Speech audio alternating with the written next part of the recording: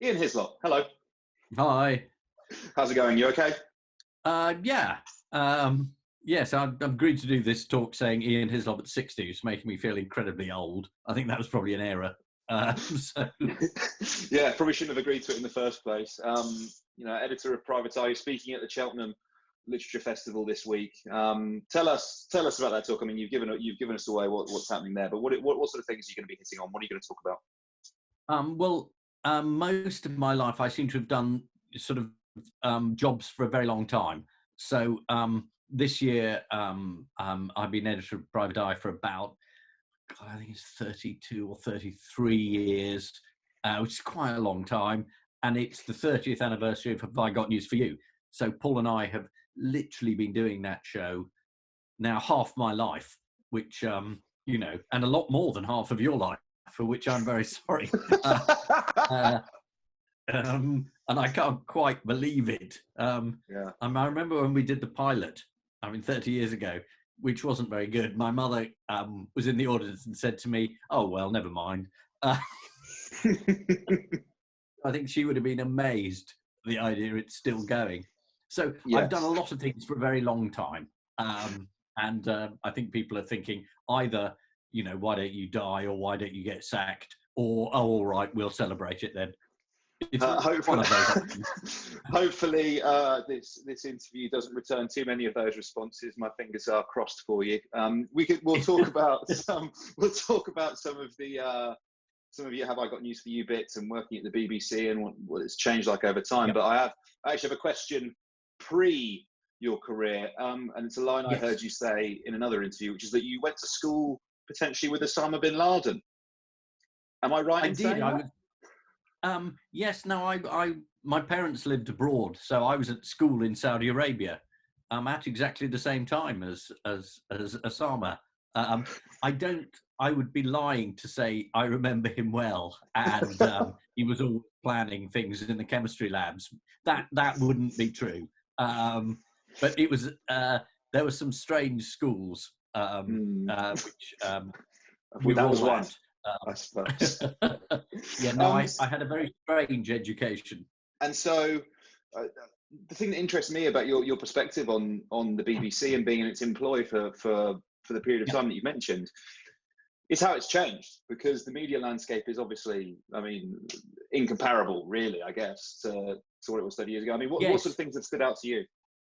Well, I've never actually been an employee of the BBC. I'm self-employed. After university, I applied to the BBC and I didn't even get an interview. So, like most students, I've experienced that as well.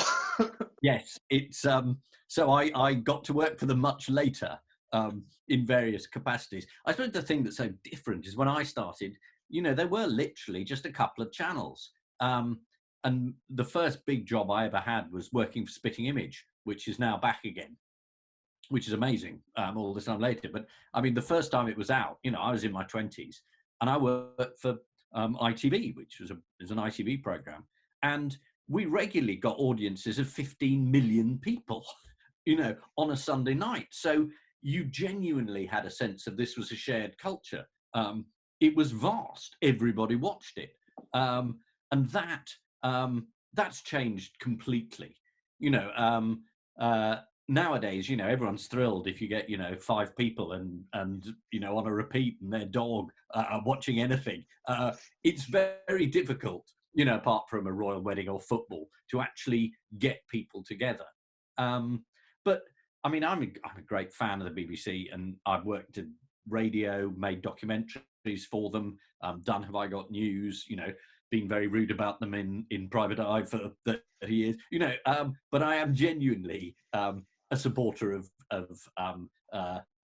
the idea of the Royal Charter and a broadcaster which isn't a state broadcaster but is allowed to have its own remit. And it's under threat at the moment. And it's a very diverse landscape, and it's become very difficult for the Beeb to survive under so many other commercial pressures.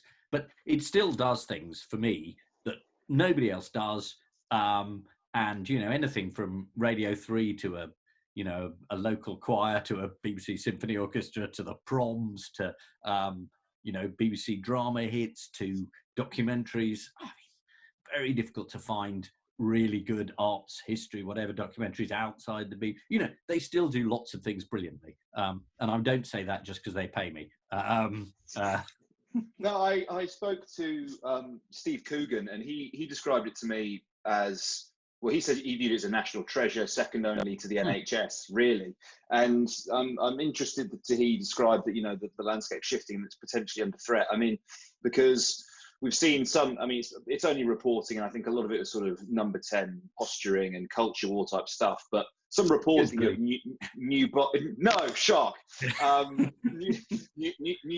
heading up the BBC. You know, former Telegraph editor Charles Moore was initially suggested. He stepped back. Robbie Gibb, a former spin doctor and BBC journalist, he's also reported now in the running. What is that what you were referring to when you said that it was perhaps under threat these days, or yes, or I mean, something else? I think it's more blatantly under threat because of what you call the culture wars. I mean, essentially all governments have always found the BBC irritating. I mean, my entire time. I mean, I remember Norman Tebbit after the Falklands. I mean, he was pretty keen for the BBC to finish off. And almost every government that's come in at a certain point has decided that it's all very well having an impartial state broadcaster, but it'd be much better if they just did whatever we said. And this is the Tories, this is the Blair government, I mean, who were just as guilty, you know, in their role during Iraq and whatever. I mean, I think this isn't a party political issue, but because we've become in the last sort of, you know, post-Brexit, so split along what are perceived to be cultural lines. I don't buy this, by the way. You know, I mean, up till 4 years ago, I thought I was an old fart Anglican fogey. You know, I would have been the man going to watch the, you know, the Spitfire fly past and watching the documentary. You know, I just don't happen to share their views on Europe. But it doesn't mean that I think the entire country has to fall apart. But anyway, so I did, because of that, there is this now, this sort of bonkers outright narrative that the BBC is MSN, it's deeply left-wing. I mean, God, they never watched any of it. Just staggering thought. Yeah. It's a mark of, I think, success, isn't it? When both sides are telling you that you're biased. Obviously, you're doing something right, and the left in this country has had myriad problems with the BBC in recent times. But it's interesting to hear you mention Blair there, because I think the new Labour, and just Labour in general perhaps, has generally done a better job of getting its kind of, maybe not like party a pair of cheeks, but, you know, party adjacent people into these positions of power, in whether it's regulators, institutions. And now, perhaps not for the first time, but there's been a bit of an effort perhaps by Downing Street to try and counter that. Yeah. And now people are upset about it. And it has been going on for a while, hasn't it? Yes, and I mean, I would say, you know, I mean, New Labour were very good at getting people in, and there was huge outcry every time they put someone into one of these positions. But the problem at the moment is, you say, who should be chairman of the BBC? I mean, I bet you can't name any previous chairman of the BBC. I mean, they were not people who anyone cared about. This isn't the role of Director General, you know, who actually runs the company. These were pretty much, you know, great and good, end of the career, well, he'll make sure it doesn't screw up roles, which Britain used to be quite good at filling these roles with people who weren't particularly ideological, weren't driven by an agenda to slap down the left or get rid of the right. They were civil service-y type people who did those jobs. And that's changed. The idea that, you know, which is Cummings's line, that sort of essentially we've got to get rid of the civil service. Well, you know, that's playing well in the middle of a pandemic, isn't it? Nothing like getting rid of the people who have the expertise of government. There was we were talking about sort of Have I Got News For You earlier, and there's a clip recently where you sort of, I think it was just after Barnard Castle or whatever, you sort of excoriated Cummings, that people were very fond of, and was sort of quite favourably written up across the internet and elsewhere. And that was something that stood out for me. And I wondered if there are any other sort of similar standout moments in the time that you've worked on Have I Got News For You. Is there anything that you're particularly fond of or or remember well? Well, I mean, I'm glad you remember that one. I mean, that was referred to Ofcom, and was the subject of a lot of complaints, which made me absolutely thrilled.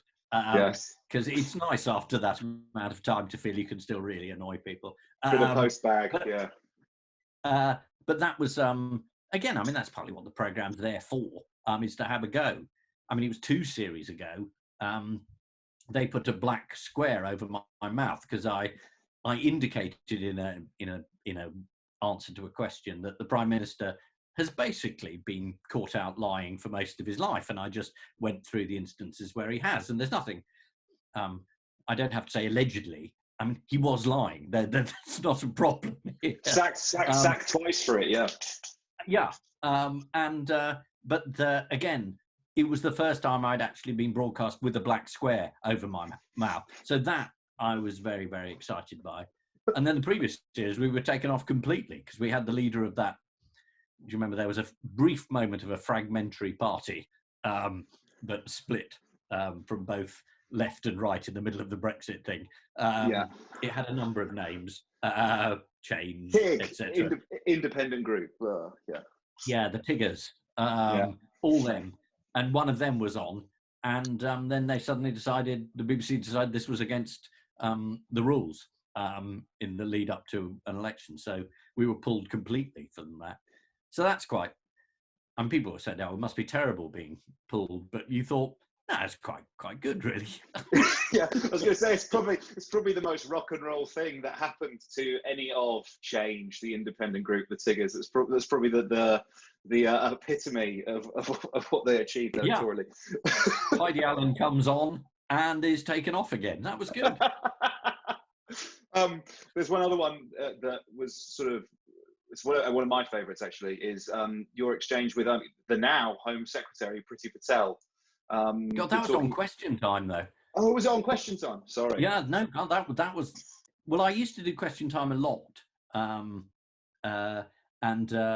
yes, no. I mean, the current Home Secretary was giving her views on the death penalty, which I'm afraid she didn't seem to have thought out very well, and that's being generous. Having spent a lot of time at Private Eye writing about miscarriages of justice and people who turned out not to have been guilty of crimes they've been found guilty for, I just tried to point out that they would all have been dead. And this idea seemed to flummox her. But yeah, I do get a chance to do that sort of thing, and that's great. It's extraordinary that it speaks to, or I wonder what you think it speaks to actually, about Johnson's cabinet. Because I wouldn't say that the person in that exchange outlined, a particularly revelatory or even average view of criminal justice and law and order, and yet, and that's just one instance in the cabinet, really. I mean, what do you think is the guiding principle behind his allocations, behind the close team he's brought in?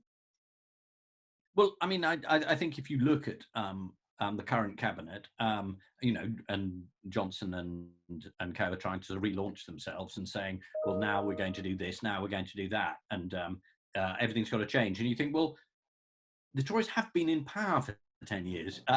You've had a lot of governments. You've had the coalition, you've had Cameron's government, you've had Theresa May's government, and now you've got Boris. They have all been Tory governments. So nearly anybody who was imaginably any good has already been in the cabinet and has left again or been sacked. The current cabinet are defined only by their views on one issue, which is Brexit. And that is the only reason they're in there. So the fact that on the whole, they're not really proving up to the job of a worldwide pandemic and a major recession shouldn't be a surprise, because they were chosen just to agree with him. Glowing appraisal of the survivors, maybe we should call them. You mentioned actually at the beginning, one of the things I want to talk to you about, which is Spitting Image. You mentioned you wrote on it originally. Have you seen the latest series? Yeah, I saw the new one. I thought it was great. I thought it was great. It's very, very good to see it back. And there's some very funny puppets. Roger Law, despite, God, he think I'm old. Roger's about 80. But he can still do it. I mean, the puppets are really amazing. And Lewis McLeod's on there, funny voices. You know, I'm good to see it back. I mean, I don't know who watches BritBox. Again, in the current climate, I find it difficult. You know, something will be on, and I'll say, I saw that, and then someone will say, I've never heard of it. It's so disparate now. It's what we were talking about earlier. Those sort of communal moments are fewer. It's really interesting, isn't it? I think one of the things that often when people, you know, you might break up a friendship or end a relationship, and one of the things that often is most traumatic for people is the loss of the collective memory. You know, you sort of store these thoughts and these moments in the other person, you stop seeing them and you stop talking about them. Yeah. And that you just prompted me to really consider that if we don't have these sort of universal-ish cultural touch points, then sort of what does that then undermines what you were saying about what I was saying, rather, your point you made, that can you really say there's a culture war if we're all consuming totally disparate different bits of culture?